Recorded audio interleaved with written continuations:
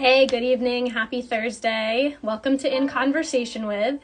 If this is your first time joining, this is a series I began over a year ago to help bridge the information gap that exists in the theater community, because I think that education and training should be available and accessible to all. So each week I've been partnering with a different professional in the industry to go live and just have a conversation, learn about their experiences, chat about the industry, that have their insight, and we also answer any questions that you all have. So there's a little question box at the bottom, and if you use that, that's a great way to have your questions answered, because they're really easy to see that way. So I'm going to put a little pinned comment that says that. And feel free to, come in and out. This conversation's usually about an hour. So pop in and out, have your questions answered. We'll answer them at the end. So if you can't stay the whole time, that is understandable. Okay, there we go. Pinned. Okay, so I'm going to tell you a little bit about our guest this week before I bring him in. So I'm being joined by Joey Abramowicz, and Joey has been the casting associate for the Fulton Theater since 2018.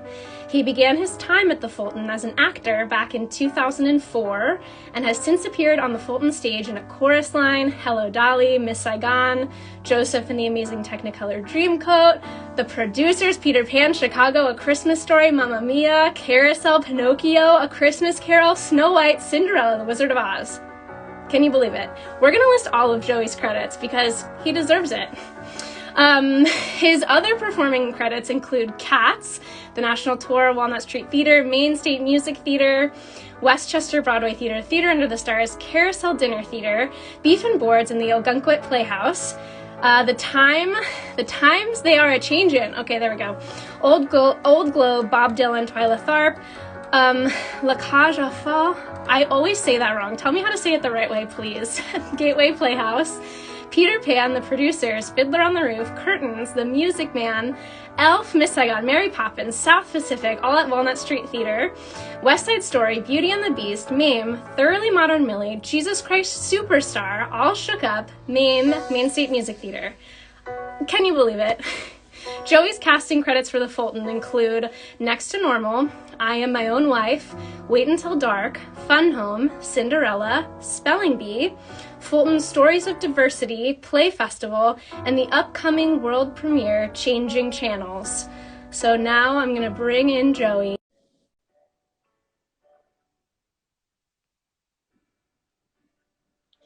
Hello! Am I here? You're here. Hello. Can you hear me? I can hear you. Hi. Good. Hi.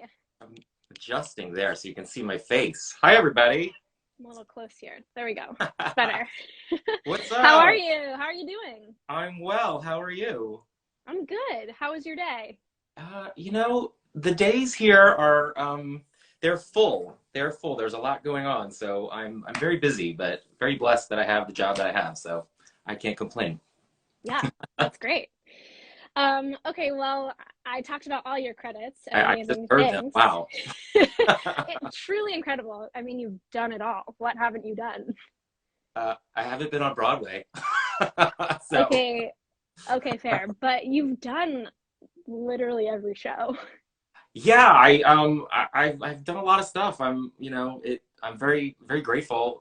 Some I've done 2-3 times. Cats I've done 9 times in my life. Yeah, over I a was reading that 4-year period. Yeah, that was a big show in my life. That's a near and dear one for me. And yeah, it's fun. I've had a very great career, and now moving into, I call it like the next phase of my theater life, because, like my credits show, I made my career in the ensemble as a dancer. I was a gymnast for many years, and I'm 43 years old now, so there's not much more of me tumbling and dancing for too much longer. So, like every other theater person, I feel like it's great when you can can transition your career and stay within the theater community. What I'm doing now seemed like a natural progression for me. We can talk more about, the Fulton and Mark Robin, but his, influence on me and his mentorship over the years kind of, I think, brought me to this next phase. So yeah, I'm not done performing, but for now, I'm really focused on what I'm doing. And when the right show seems like it might fit, I'll jump back on stage. But for now, I'm behind the scenes and helping create what we do at the theater. So yeah. Yeah, that's incredible. So, wait, where did you grow up? Did you grow up around here? Oh, no, no, no. I'm from New Orleans. I grew up in New Orleans, Louisiana. Wow. So Yep. what was that like, and how did you become interested in theater?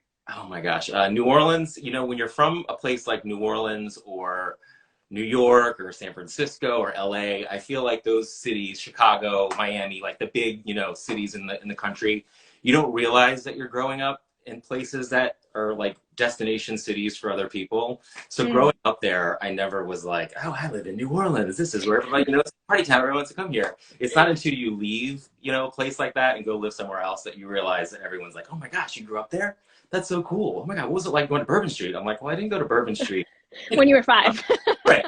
Um, I came from a sports family. My parents actually ended up in New Orleans because of my uncle. My uncle Danny was a professional football player for the New Orleans Saints back in the 60s. Oh, And wow. after my dad graduated college, he and my mom moved to New Orleans and had my sister and I and raised us there. And they're still there. They're actually Yankees. They're from Ohio. So it's so funny that I grew up in the South and then came back up north. But, the career I chose, I couldn't really, I could, I guess, have a career in New Orleans, but you go to New York, you go to LA, you go to the cities where where the most opportunity is. But Right. I didn't have, family members that were in the arts. It was something that I was just drawn to. Like, I think you hear these stories all the time. It's so cliche that, oh, I was little, I saw this movie and I wanted to be an actor and I wanted to be on stage. But it kind of was that for me.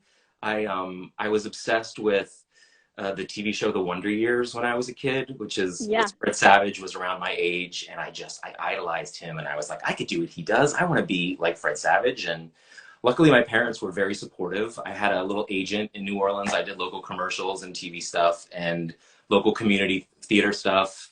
Um, I was in gymnastics early on in my life. I was in a sport called acro gymnastics, where it's partner gymnastics, where it's done to dance and music, acrobatic stunts. So I kind of was exposed to dance that way early on as a kid.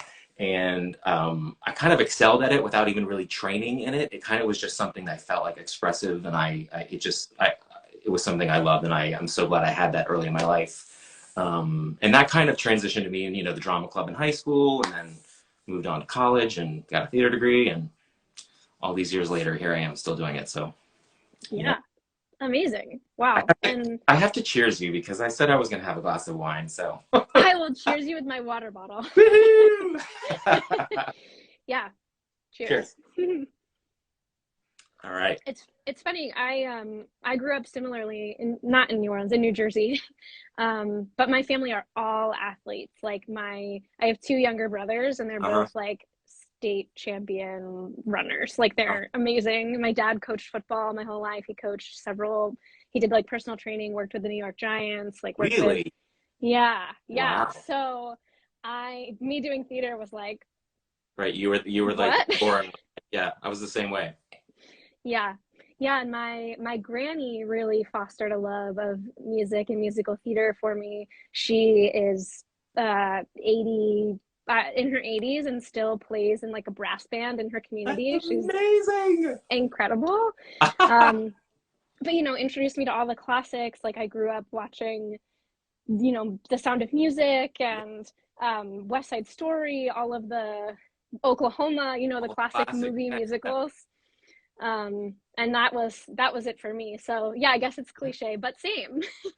Yeah, and like I said, I was surrounded by sports, but it was. I look Hmm. back on it now. It really was like no one questioned it. I think they saw that it was something that excited me, and I excelled at. So luckily, we don't all have it. We don't all have those kind of supportive parents and family that would they didn't. My parents didn't know what they were doing, but they took it upon Yeah. themselves to learn about it and put me in the classes that I needed to be in, and drove me to all the practices and did all that stuff. And they're still that way to this day. Like my parents, Mm.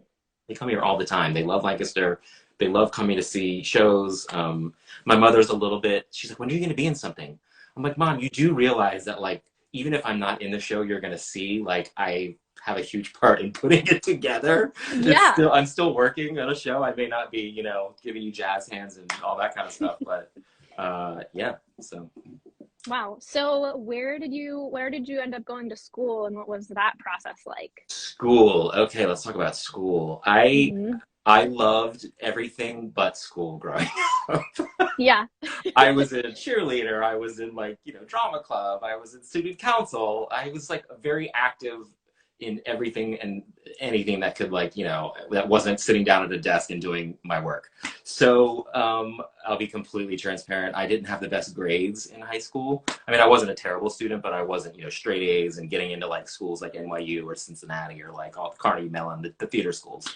I Hmm. also had friends from New Orleans that had gone to the University of Mississippi. Ole Miss is where I went to school. Ah. So during high school, like my junior year, senior year, I would go visit some of them at their school. And I enjoyed that it was a pretty good theater program. It was new. It wasn't a conservatory. I also saw that they enjoyed college life. It wasn't just theater. It was, I was exposed to other things. It was a 5-hour drive from New Orleans, so I could get home if I wanted to go home.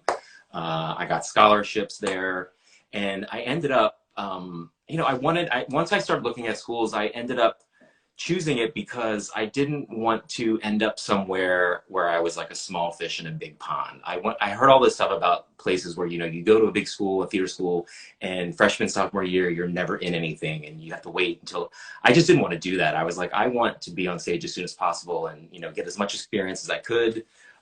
So I ended up going there. And I was the second year of the BFA musical theater program at Ole Miss. Oh, So I cool. was kind of still in like a guinea pig of what the program was. And there were only, I think, 4 of us in my class that were in that program. Wow. But again, I excelled at dance at that time. And there weren't a lot of male dancer types at my school. So I was put in musicals and had dance features. And I also got to do plays, which, I loved doing. Um, and I wish I could my whole career. I wished I could have been seen more as an actor and not just a musical theater, dancer. We can talk a little more about that too. But I felt that I was pushed by my teachers and professors in that direction because I excelled in it. Hmm. They let me do the other things, but it was always like, I'd do a play every now and then in college, but it was mainly, oh, Joey's going to play, blah, blah, in the musical. He's going to be this dance feature in the review show that we're doing. Hmm. I don't regret anything about school. I wouldn't change a thing.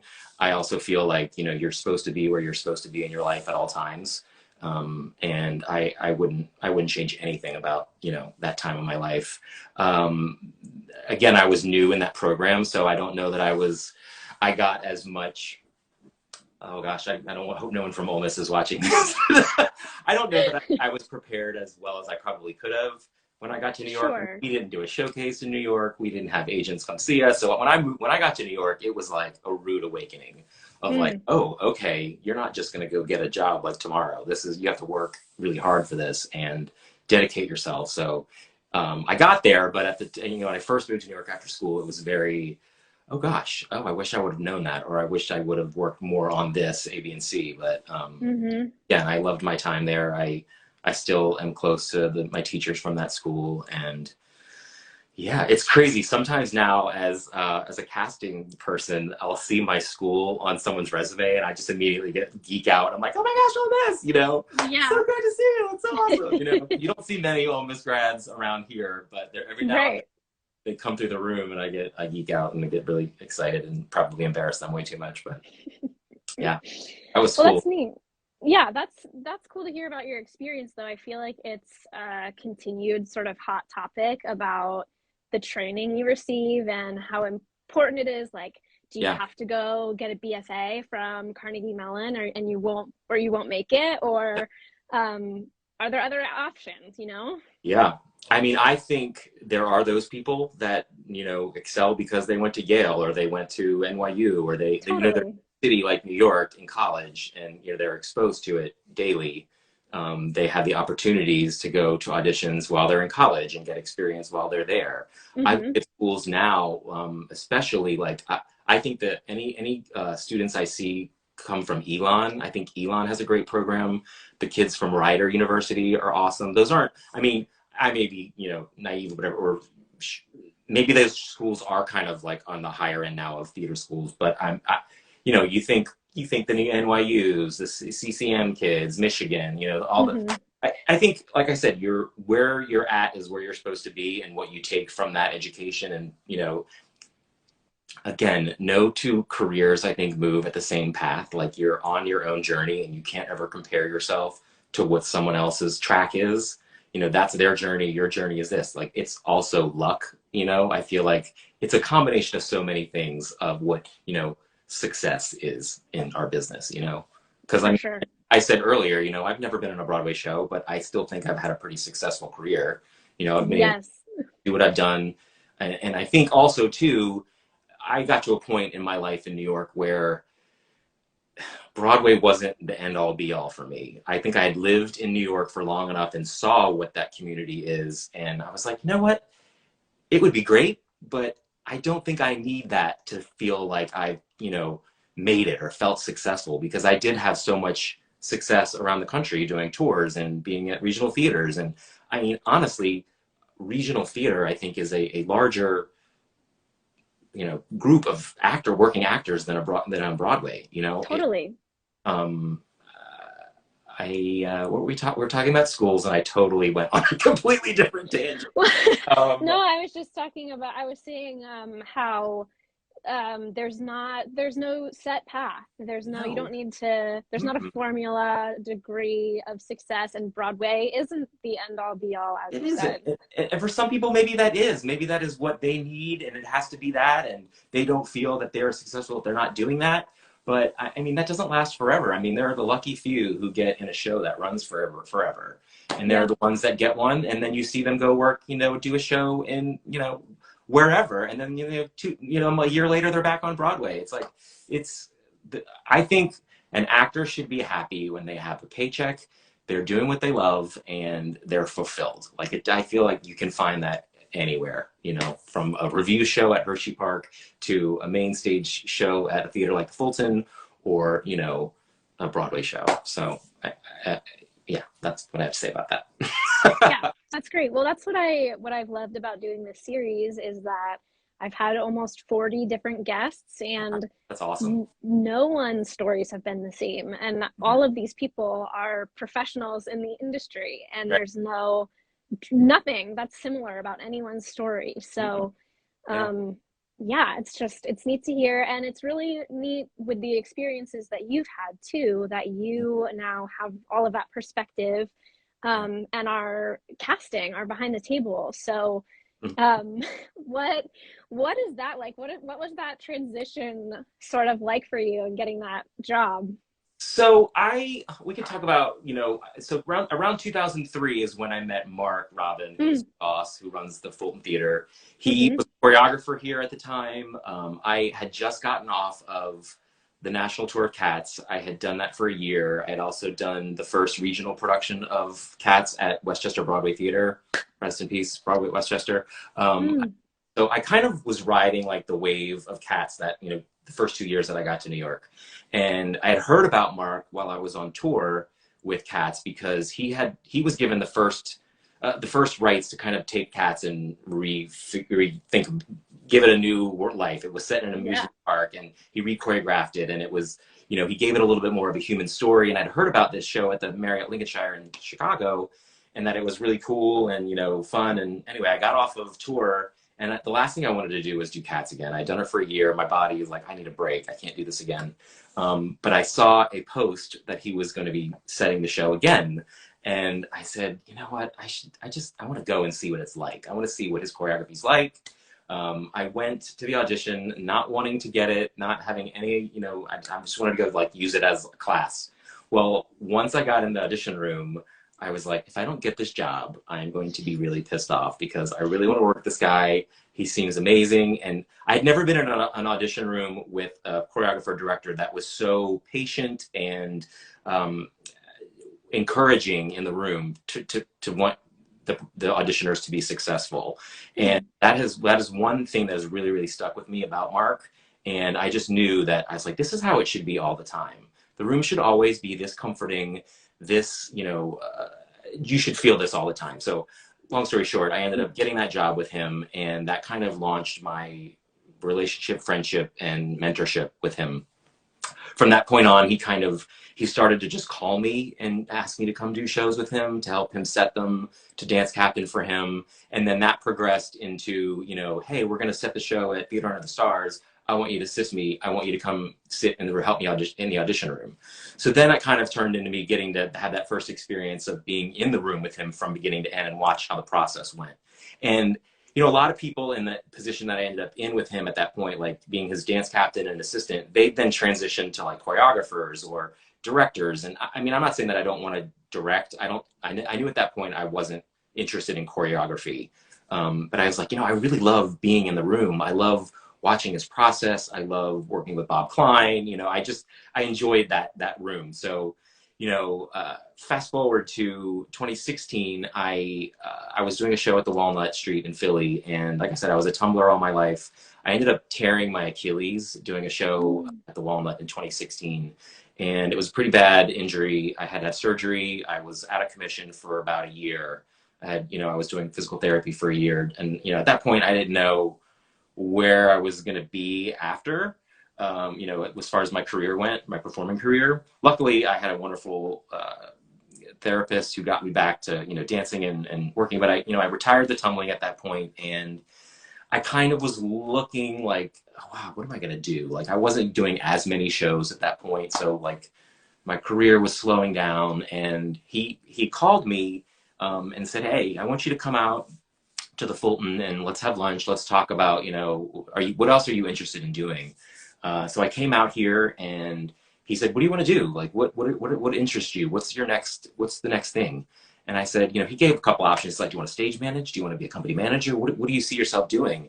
I was like, I really love to continue on this path with you. I would love to somehow figure out a way to work with you in a more serious way when it comes to casting and putting shows together. So I was very blessed, and he, offered me the position to come here. I started as part-time. I just did all the local casting at that point. And as the time kind of progressed, he said, why don't you come to New York? I want you to come to New York with me. And so I started to go to New York with him, and we would go at least 3 or 4 times a year to cast our main stage shows. And that progressed into me then. I cast everything. I also contract all the actors and directors and choreographers. And it's slowly kind of morphing into more of an artistic associate type position with him, which I still sometimes I sit in my office and I'm like, this is awesome. How do I get to do this? And Yeah. for me, I am an actor, so I know what it's like for an actor to come into the room. I know I was a horrible auditioner. Like, I never got good at it. I always psyched myself out. I was self-conscious. I did all the things that you're not supposed to do when you go into a Why room. is it so hard? It's so hard, and it shouldn't be, because we want you to succeed. I don't want Of you to course. fail. I want you to have. I think that is something that I try really hard to do in an audition room, is to always be like, hey, this is your time. You do you. I want you to succeed. I try to be as friendly as possible in a room. Oh, yeah.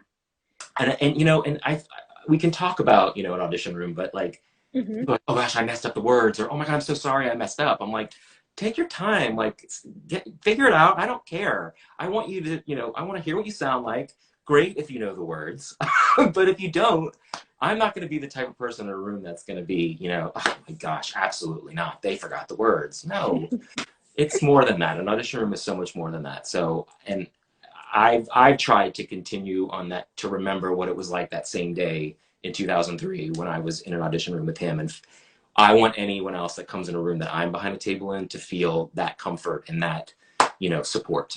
So Well, that's, I'm one auditioner, speaking maybe for many, but I have to say that the Fulton is truly my favorite place to audition. I mean, and it's neat to hear the background of you and Mark, because yeah. you can see that from you as well. Like, you both in particular are just so inviting, welcoming, and kind, and you can just see the impact that he's had on you. I mean, with the two of you sitting there, it's just, it feels comfortable. Like, it feels like it's a safe space. It feels comfortable and it feels inviting, all of those It things. So totally should be. you've It done totally that. should be. Yeah. I always want, and I always want that in the room. I don't ever want, because like I say the hardest part about doing what we do is just coming in the room. Mm-hmm. You walked in and you're going to put yourself out there in this vulnerable position to, be judged, which I guess that's the word, judging you. It We're feels like looking it. at, it feels like it, I guess sometimes, but I never ever want to, exude that from my side. I always, and auditioning is, it's so much more than how well you sang that day or what piece you chose, or there's so much that goes into putting shows together. The talent is a big part of it, but it is not the end all. Like there are so many parts to it all. And that's the thing that I wish that I could, share with everybody, is that it isn't just about what you did that day. It is about, oh gosh, who have we already precast? How many contracts do we have? What heights? Da, da, da, da. There's so many things. And, there are times where someone has been cast like on our piece of paper and then something shifts and that person ends up moving out of that column, so like Yeah, it's crazy to me that someone has a job 1 second and then something shifts with something else and that person ends up off of the list. So those are the things that you have no control over as an totally. actor. But just know, whenever you come audition for me, I want you to be successful. I don't want you to ever feel nervous. I mean, it's inevitable you're going to feel that way, but I hope that I, always have a room that is welcoming and you feel embraced and, I don't know. I mean, I'm your cheerleader. Yeah, I feel it. I feel it. And I don't know if there's other Fulton auditioners here. I saw some before. I saw Jackson and Yeah. oh yeah, one of my voice students, Caitlin, she did her first ever self-tape for you. Yeah. She did for Fun Home. Yeah. Oh, yeah. We can talk about self-tapes. Those are an interesting. Yes. Oh. Yeah. Okay. So, um, Theater in 2022 and COVID. Let's talk about what that is. Literally, as I sit here with my backdrop and my lighting set up, like everything that's brand new. uh, I know. yeah. What is that like for you? Because I don't know everything that goes on with equity, but I know you guys aren't able to host in-person auditions as of yet, right? So you have. We still are not doing them. I've done a couple of in-person, non-union local stuff, but that is it. We cast Fun Home, Cinderella, what are we doing right now? Spelling Bee, and Sound of Music, pretty much based off of self-tapes and the local non-union calls that we had. It's an interesting time. I actually do like them. I like that. I don't want to put this. Some people do really well with a self-tape. They really take it seriously, and it's been interesting to watch how people have taken it and made it. I feel like the thing that I'm missing most about auditioning virtually is I love when people come in the room and the conversation you have with them as they're in the room, which you don't get from a self-tape. So a recent one that I've really enjoyed, which I'm not saying everybody should do this, but this actor, really kind of took, at least like a minute and a half, 2 minutes, and made kind of like a little short film, not a film, but like a audition. So it was like she came in and she was a full length. She showed herself like, this is what I look like if I were standing, in the room with you. And then she kind of gave a little, quick bio of her life and career and where she was at. And then she gave her audition. And then it was a very kind of like, I got to know her a little bit. It wasn't just, here's my audition, here's the sides, here's my blue wall behind me. It was more of a personal thing. So if we're going to live in this world of virtual auditions, I wouldn't hate it if we went in that direction. More people kind of I would rather watch something interesting like that than, someone just giving me, their 30-second song and, you know what I mean? Yeah. I miss the in-person stuff for sure, but I do take time throughout my week, and usually it's during my lunch where I sit at my desk and kind of everything goes to a folder. When I see it's a submission, it goes into a folder in my email, and then I kind of sit and go through them And like what I love recently about it is, I don't know how many of you saw Cinderella, but Yeah. Kaylin Robinson, who was Grace, the stepsister Grace in Cinderella, was cast Hmm. of an audition video. I had never seen her before. I didn't know her. I didn't know anyone who knew her. I just knew that she popped up on my thing, and I was like, this girl's amazing. Oh my gosh. I like literally ran out of my office and said, Mark, come in here. Come see this girl. He's like, she's fantastic. I'm like, she is fantastic. And, you know, we ended up casting her in the show, and she's actually playing Yeah. Logan Schwartz and Grouvenier in In Spelling Spelling Bee. Bee right now. So it's kind of, there are success stories with self tapes. Yeah. But What was it? What was it about her tape that stuck out to you? she was completely herself. Hmm. There wasn't any sort of like, I have to, oh my gosh, I'm singing this and this is my audition. And that goes for an in-person audition for a self-tape. I just want to see you. I don't need you to act. I mean, I guess if it's a callback and I'm giving you sides, yes, I want you to act. But if it's just you submitting, like without, you know, me saying, oh, I'd like you to do this piece or this, I really just want to see you. I want to see who the person it is that I'm going to hire, who's going to be in the room that we're going to put in a show with another group of people. We say, do they look like, do they sound like they're going to play well in the sandbox? You know, we want to see you. I don't want to see some performance. That's really that's my thing about self tapes. I don't know what New York wants. I don't know what TV and film want. I know what I like to see. I also think that I don't know. I never excelled in New York because, not that I didn't excel in New York. Let's rewind. I excelled in New York. I didn't enjoy being told, "Oh, this is how you have to do it," or "This is what they." Mm. I'm like, says that one person that you're going in for. That might not be the case for somebody else, you know. Um, Yeah. so honestly, I'm not really critical of them. I want it to sound nice. I want to see you. Um, there are way more important things about where we're at in casting that I would love to share. Like um, I think a website right now is a really good idea for Mm. actors because um, if I've seen you before, like say I have a pile of headshots that kind of live in my office that I'm like, those are from 2 seasons ago, but I keep them because I'm like, I never know when I'm gonna say, oh wait, oh right, Kayla. I need to go, where's Kayla? You know, like that's really happens where I go and I look at a resume and I'm like, oh gosh, there's not really that much information on here. And then Mm. I go to my computer and I'm like, Kayla Capone Casper. And like sometimes a website will pop right up. I click on it. It's up to date information. It's a resume. It's how an email. It's how if you have an agent. If I think right now an actor should make themselves as accessible as possible virtually. Mm. I want immediate. I want to find you and know everything about you quickly. So I think a website is a really good idea. Just saying that. Yeah. You know, because sometimes I look people up and I can't find anything on them. And I'm like, how do I get in touch with this person? And I think that's kind of like the most important thing is if you Hmm. book work, your Yeah. They have to be face able to call you. is your calling card. Like you're your own business.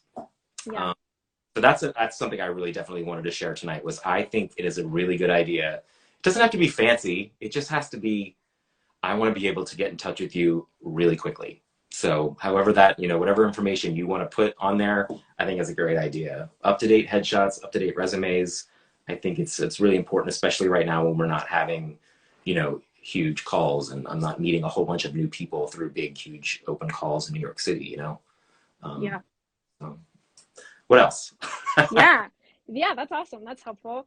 Um, is there, you kind of already gave some really great advice, but is there anything else that you wanted to share about, um, in terms of your experience as an actor, advice for actors, and then, from a casting perspective, advice in that regard? Yeah. As an actor, I think when I kind of worrying about whether I got it or not, or whether if when I left an audition in New York, I would always go, oh gosh, I just wasted that so much time. Mm. I wish I would have done that differently. Like, if you let that go, have the audition, put out what you put out, and walk away from it. You have no control once you've left that room. So it's really not worth pining over it, be like, oh gosh, why did I, or, you know, just don't do it, because there's the next one the next day, you know, there's next one that afternoon. I love in New York when we're there and, you know, someone comes in and they're like in dance clothes, but yet it's a singer call. And I'm like, they're like, oh, I'm downstairs. I have to go back in 20 minutes for, I love that. You have so many opportunities to get a job. We are one of them. You know, our room is one place to get it. You may go leave for us and have a horrible audition and then go downstairs to the next floor for Paper Mill Playhouse and kill it. So like live in those moments. Don't try and just not put so much pressure on yourself, because it's just not worth it. You know, well, you're gonna book, the train is going to stop for you when it's supposed to stop. You're supposed to get a job. It will happen. That's something for, as an actor, that when I finally let myself do that, it just seems so much easier. I also think that you should, I don't know, stay up to date with your material. Like, I love it when an actor comes in and they have a book and I say, hey, do you possibly have, you know, an up tempo that might show this off? And they go over and they're like, bloop, right there. When there's I love a prepared person like that they know what they have, it's prepared and ready to go. That is a really good tool for you in a room. And it also shows that you're serious about what you do. You know, if you come in and you have like a song that you brought that day, and I go, oh, okay, well, I wanted to give you another opportunity, but I didn't get to see that today, and I wish I would have. That's some advice. I think you should be kind to everybody in the building, from the person who checks your ID downstairs at Pearl Studios or whatever it's called now, to, you know, whoever you see. You never know who you're in the elevator with. You never know who's down the hall. You never know. I think your audition starts when you walk into a building and it ends when you leave. And maybe don't talk about the room you auditioned in for maybe a 2 or 3 block radius. Oh gosh. It's happened, Kayla. It has happened where I've been in an elevator where someone is standing in front of me and they are just reading us about, I was like, you might want to realize who you're in the elevator with. Oh my God. Yeah, I mean, be kind to the accompanist. Respect that they're there working too. I love an auditioner that comes in and doesn't try to run the audition. Like, there are people who come in and they're like, I have this and I blah blah and I blah blah blah and I want to do this for you. And that's okay. Okay, come in, have what you're prepared to do, and, you know, keep your distance. I like it when people keep a little bit of a distance, especially during COVID. Especially now. And this is the dreaded one. Don't sing to me. Find a spot. Find a spot behind me. Put your person there. It is so awkward when someone sings to me right in my eyes, because my job while you sing, I have like literally like 45 seconds to a minute to see you, listen to what you're giving me, look at what's on your resume, and go and be ready to have a conversation with you after you're done.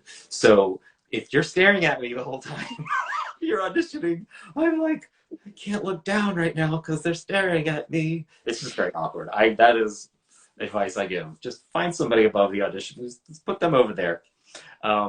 You don't need to dress up for an audition. There are those people who come in like dress as the character. I like it when people, you know, give a nod to, you know, the style of the character they're coming in for. Like I use, you know, like when we were auditioning the Natalies for Next to Normal, like, you know, the girls would come in and like, you know, they're Doc Martens and like a jean jacket, Totally, like that. But there are some times, you know, if you're auditioning for a more traditional show and people come in full-on costume, I'm like, oh goodness, this is just awkward. Yeah, I've seen some. Well, never mind. Yeah, right. We've all seen it. And then what else? You asked about as an actor, about casting. Yeah, that's kind of my advice, really, about, you know, just be yourself and don't put too much pressure. Like, because really, honestly, I said it earlier, no two careers move at the same pace, because like my friends in New York, my other dancer friends, you know, they would get calls for Wicked, we get called in for Wicked, and I would get cut, and then I'd be like, oh gosh, you're not in competition with them. You're in competition with yourself. It is you. You're not a competition, but you're your own person. It's not about, oh gosh, well they got a Broadway show and I didn't. Well, yeah, that's their path, and good for them. You keep going on yours, do your thing, you know, and once you kind of allow yourself to be okay with where you're at in your process, I think it's a lot less stressful and you can find more joy in what you do. And that's another thing. If you're not happy, if you don't find joy in what you're doing, then take a break. You know, Mm. maybe take a break from auditioning. Go find something that you can do that might let you relax. And then when you're ready to go back to it, go back to it. Um, yeah, I think there's so much pressure in our industry to, of what the definition of success is. Hmm. So many successful people in this business that don't, have a Tony or a Broadway credit or whatever. It's okay. It's okay. The theater business is a huge machine, and it isn't just that one address, at Broadway or on TV and film. So Yeah. Another casting question yeah. that I've heard a lot is, how much does it, I guess, how important is it to you what is on someone's resume versus what they actually do in the room? Um, it's really it's resumes. It's great. I don't need everything that you've ever done on your resume. That's great, but I like it when show what you've done. I like it if I see I don't need it for everybody, but if there's like a director or choreographer that you work with on a regular basis, that's kind of cool to see that, because a lot of times if I don't know you and there isn't maybe a whole lot on your resume and I see, oh, you worked with so and so, I know that person and I trust that person if they're on there more than once, I'm like, oh, this person, you like them and you hired them again. There are a lot of times, you see on a resume that an actor has worked at a theater once and then they never are back there again. And it's a whole lot of just, I went there once. And that kind of is a red flag sometimes. It's like, well, why they only work there once? Hmm. Are they not, did they not play well in the sandbox? I'm not saying that's true for everybody that has it on their resume, but that's something I notice sometimes where I'm like, oh, they've worked a lot, but they've only worked there one time, all these places once. Interesting. But no, it really isn't. I think you should have the important information on there. The most important information on your resume is, your name, your contact. Height is really important for me. Height is a big, big deal in the theater. Because if I'm like, if you've come in and I have it, and then you end up over here in this yes pile, and then at the end of the day we go through, I'm like, how tall? We didn't ask how tall that person is. It's not on here. Crap. Mm. Those are important things. Your stats are important for me. What else is important? Yeah, contact information. What's interesting to me about people who have agents is that sometimes they don't have. It's an agency, and it's the agency's phone number, fax number, and their address. No email. No email or a contact at that agency, because there are times when I'm like, Hmm. oh, when I send offers to people, and I like to I like to send it in an email. I like to have everything that I'm sending as that offer in an email so that I can just send it. They have all the information, and then they can come back to me with, oh, by the way, this is great. What about A, B, and C? Well, they have this, this, and this. And a lot of times, a lot of the agencies don't have like a specific contact. So I think for me, I would love that, because if you're with, DGRW has more than one agent. Maybe you work with, Matt there, or you work with Kat. Like, I don't know. It's more helpful to me as a casting person and someone who's going to offer you a job to, again, have as much information as possible to help me Yeah. get the job, Yeah. Uh, but as far as like, that as opposed to what you do in the room, no, I don't think it's not one or the other. It's, I think you should, yeah, just be prepared, have the right information on there, and yeah. Great. Again, Great. I feel like I'm answering these questions like it's just it's my, what I feel, what I like. Someone Of in course. another casting company may have completely different views. It really is Yeah. kind of like what they think, what I think. It's different for each room. So I say Right. just be as prepared as possible and have as much information on there as you want to put for contact. Totally. Yeah. Yeah, and it's at the end of the day, like what you said earlier, you just want to go be yourself and present and do what you do best, because everyone does have a different opinion about what Hmm. the norm is or what their standard is, I guess. Yeah. I mean, yeah, I think you have a finite amount of time to show who you are, and it's not just showing who you are in the room isn't just about like what you prepared that day. It is, are they being rude to the accompanist right now, or Mm. are they being dismissive of like anything? And like it's more about like how you are in that time you're there. Um, Again, being yourself, talking to us like a conversation. I don't need like someone to come in and be like, "How are you? Oh, great to see you. Oh my gosh, yes. I don't need. I That is something that bothers me when someone comes in and puts on a Mm. performance. I'm like, this isn't helping like me get to know you right now. This is you coming in and being something that I don't think you are when you leave this room. You know what I mean? Yeah. I'm more of a gathering, real people into a cast than, having, theater type people that are like so theatrical and, out there. But that's just me again. That's just my opinion. Maybe other people like that. And, I don't know. So you do you. Yeah, it's great. Yeah. Well, I want to get into any questions anyone might have in a Yeah, sure. second here. So, if you're watching, if you have questions, use the little question box and ask away, and we will answer them. But before we do that, my favorite question to ask people is there something that someone said to you when you were younger, or something that you heard when you were younger that was discouraging to you? And how would you speak to it now, knowing what you know now? Something that someone said to me that was discouraging to me. You know what? It wasn't necessarily something that, early on. It was actually a point in my career. I did the closest I got to Broadway was in 2006. There was an open call for The Times They Are Changing with it was the Bob Dylan musical, and Twyla Tharp was directing and choreographing it, and she had just come off of her huge success with Moving Out, winning the Tony and all that stuff. And as a dancer in college, I studied her and did modern dance, and I just was like, the initial audition was at City Center in New York, and it was an open call for gymnasts, for tumblers, because the concept of the show was circus and was going to be this whole thing. So the initial audition was a gymnastics tumbling audition. I'm like, I got to go to that. So I ended up at that audition, and it was at City Center. I think there were probably close to like 200 guys at this audition, and the first thing we had to do was a simple tumbling pass that her assistant did, and then they made a cut, and then we did another more difficult one, and then made another cut, and then like we did some other like quick combination, and then another cut happened, and before I knew it that day I was in a room with like 30 guys, and I was still there.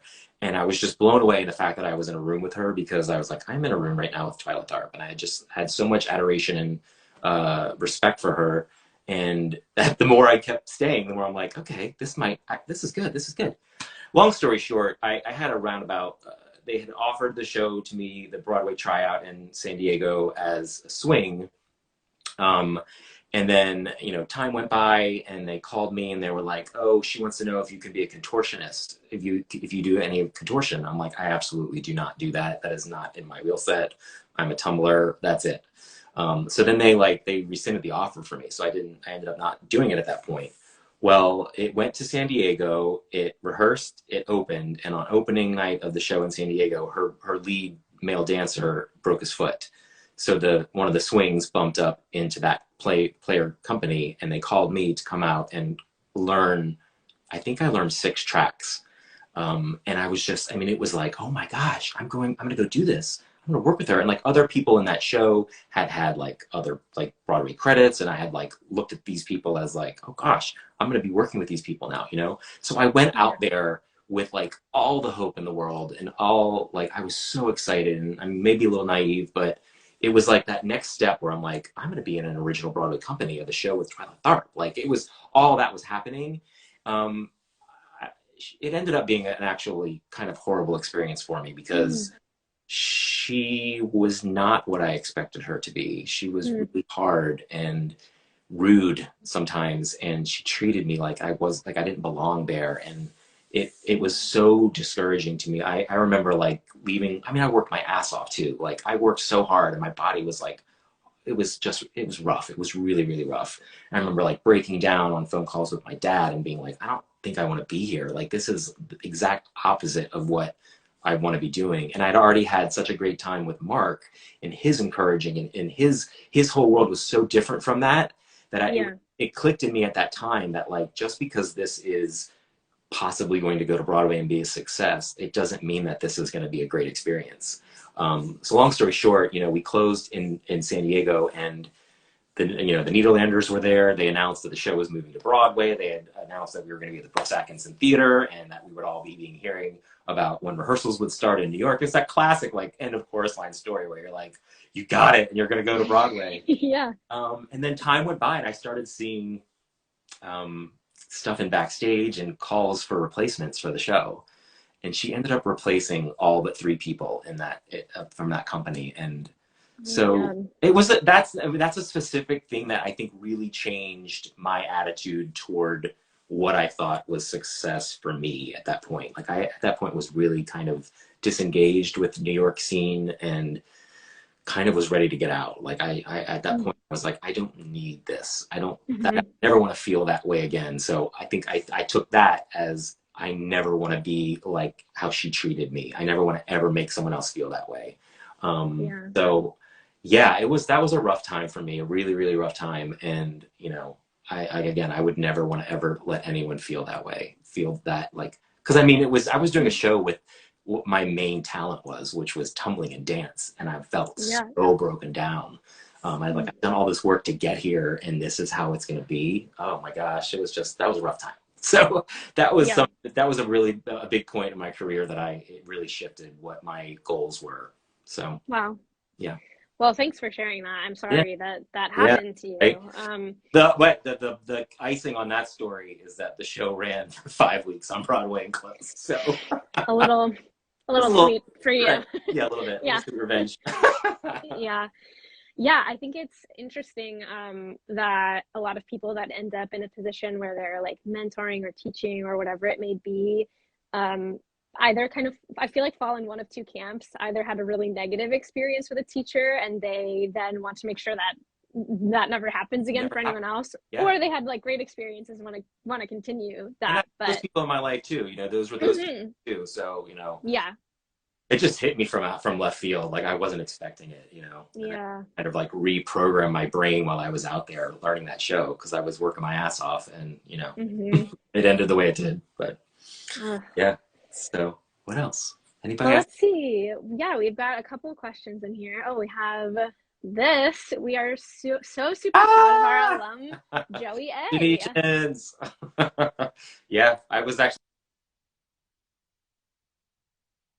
got it start back up after COVID, and they did a production of Little Shop of Horrors, which I was Seymour in Little Shop when I was a junior. So it was 25 years later that they did the show. I went home, and a lot of my other alums from high school joined. It was a fantastic night. So awesome. Go Genetians. Woohoo. Love that. What's your favorite role you've done? Oh gosh. Role, I think I say this, I think action in West Side Story. Oh yeah. I did Riff in West Side Story in summer stock in 1999. And then I did action at Maine State Music Theater in 2005, I think it was. And it was one of those moments where I was like, he was so far from who I was, and I just kind of really let myself go there. And it was one of those, even all these years later, I still feel what that was like on stage playing that guy. So, and I just, in seeing the movie recently, oh my gosh, the movie's so, incredible. Yeah. I've seen it 3 times. Yeah. Absolutely beautiful. So yeah, that's I think one of my favorites for sure. Amazing. I just got to see Maine State for the first time this past summer. Did you go to Brunswick? Well, I was doing a show up at the Carousel in Booth Bay Harbor, and I saw that David Drolmo was doing like a one night only thing on one of our nights off. Concerts this summer, yeah, it just so happened that it was one of our nights off, and I was like, I'm gonna go, and it was amazing. Yeah, I spent I think 5 summers in a row at Maine State. So yeah, a wonderful place to work. Absolutely amazing. So cool. Yeah. Advice for a kid actor in an audition. Oh gosh, we have had a lot of kid auditions recently with Sound of Music, and I think I say it again. Advice is to come in and have a good time. Like I said this to the adult actors. we want you to succeed in the room. So come in and have a good time. Try not to be nervous. The same rules apply to kids at an audition, you know, like be prepared, um, and show us your personality, because, you know, that's a big part of it, you know. Um, and just go to as many things as you can. Get as much experience as you can as a kid. Take as many classes as you can. Just really get to a place where the nerves go away, and you know, have a good time while you're there, for sure. Yeah. Know Okay, that know that we can't. We want to cast you all, but we can't. I would cast all the kids in the world if I could. right. They're the best. Yeah. This says, it's cut off. I think I can read it on my end though. Hello, I joined late. Apologize if you've already answered this. Do you have an agent? How do you suggest going about getting an agent? What if we aren't located in NYC? Can you still get an NYC agent? Okay, I think the first part of that was, do I have one? I do not. I actually have never had, as a performer, I've never had one. I freelanced with a few of them in New York. I never felt that I found the right fit. I never found somebody that I thought was gonna work for me and, you know, respect me and listen to me. I never found the right fit. That was also like a long time ago. I don't know if things have changed with agents, but I just never found someone that it clicked with. And I managed to get work on my own. I didn't feel like I needed to pay someone to get the work that I was doing. And what's the next part of it? How can you go about getting one? Yeah. At this point, I feel like a lot of, you know, you just submit. Like, I think that's kind of how you do it. I love my relationships with the agents that I work with. It is a relationship, you know. Some of them are harder to work with than others, and sometimes, you know, there's certain agents where you're like, you see them on a resume and you're like, oh, is it worth it? Do I want to deal? Do I want to deal with? I don't know that I want to go through the negotiation process with that person. I think a relationship with an agent, they should know that they work for you, and they should represent you the way you want to be represented. Because a lot of times I feel like an agent will ask for certain things for you, and I feel like sometimes it's with people that I know really, actors that I know really well, and I know that actor would never have said, I want A, B, and C without, you know what I mean? I think that you should make sure you have a conversation with the person who's representing you, that they represent you the way you would like to be represented. I've helped a couple of people, especially with COVID, and a lot of the younger performers at the Fulton that were here prior. Some of them were still in college that worked for us, you know, especially some of the people from Mamma Mia. A lot of them, a lot of those kids were going to their senior year in college, and they didn't get their showcase. They didn't get, you know, to go to New York and do it. And a lot of them would have probably gotten great agents and had, you know, their careers would have kind of progressed differently. So if I, you know, I'll reach out to certain agents that I think might be good fits for people, and hopefully try to introduce them and set up, you know, meetings with them, and try to be a conduit to help them get representation. But yeah, it's kind of you know, you'll find the right person that you should be working with, I guess. I don't know, some agents. Yeah. Oh, okay. We'll do this last one here and then wrap up. Just came in. Advice for someone who is always cast as a dancer and loves it, but wants to grow as an actor and a singer in the industry. Feels like a great question for you. Yeah. So I think you also have to kind of shift, I guess, the things you go in for. So if you really want to kind of not let being cast as a dancer go, but if you don't want those kinds of opportunities, maybe you don't go to as many open chorus dance calls, or you try to, you know, shift your audition process into other things that's the way you're going to be seen. Shifting what's on a resume sometimes might change that. You know, a lot of people that have been swings in shows tell me that, you know, they have a lot of swing credits, so that if they kind of want to shift away from that and not be seen that way, they remove that kind of stuff from their resume, so that, you know, because if you're a swing and you have it on your resume a lot, that means you have a specific talent, and that, you know, a theater is going to be like, yep, that's how they're going to get cast, you know. But for a dancer who wants to grow as an actor, I think just, you know, work on the other areas that you would like to, you know, if you want to do more acting stuff, then, you know, if you feel you might need more practice in that area, take classes, you know, work on that kind of stuff. Yeah. Cool. And then actually there's this other one that Yeah, I just like. I like this question a sure. lot. It says, which of the productions you've done do you wish more people saw? Oh gosh. Which of the productions that I did do I wish more people saw? Oh my gosh, that's a really good question. Right? Um, what I did the production of Hello Dolly here in 2009, and it was Mark's first show as the artistic director at this theater, and we did Hello Dolly with a heavy African American cast. And I wish more people would have come to see that show in this town because it's Mm, brilliant and beautiful. And I think a lot of people at that time weren't ready to see, you know, people of color on stage in roles that they wouldn't normally be cast in. And I mm, remember being on stage in the tableau at the beginning, it was scrimmed through. And, you know, I would look, usually if you're in a show at the Fulton, it's packed with people. And a lot of times I would right. look through and I'm like, why are people here? This is amazing. So I think we've completely grown from that time. But yeah, to specifically, that's one that came to my head of like, gosh, more people should be seeing this production because it's fabulous, you know? Yeah, Yeah. Wow, I wish I was around then. awesome. I kind of like feel like we could cycle that one through again and maybe do that show again sometime soon because it was almost 13 years ago. So anyway, Yeah, wow. yeah, Cool. Yeah. What, 2009? How was that long ago? I know. Ugh. I know you're telling me. Yeah, Oh, well, Joey, thank you. Thank you so much for being yeah. here and everything you shared and your insight. And yeah, thank Thank you you. for having me. This was such an honor. I'm so glad. And Oh, I would love to do more of this kind of stuff to just really talk to people and let them know like it's okay. It's auditions. You're gonna be fine. You're gonna be fine. it's great. We'll summarize it with that. You're gonna be Right? fine. You're gonna be fine. Oh, Love I that. really thank Well, you for this. I really do appreciate it. And best of luck to you and in this whole thank you. conversation with because it's a great thing to do. And I'll be tuning in for future lives. Great. Yeah, look forward to having you. Yeah. And it's usually every Thursday unless my guest isn't available. So yeah, come back next week. I have a great guest. I announce it the day before, so Amazing. come back. Yeah. Cheers again. Cheers, everybody. Thanks for tuning in. Yeah, see ya. Have a good night. All right, you too. Bye. Bye.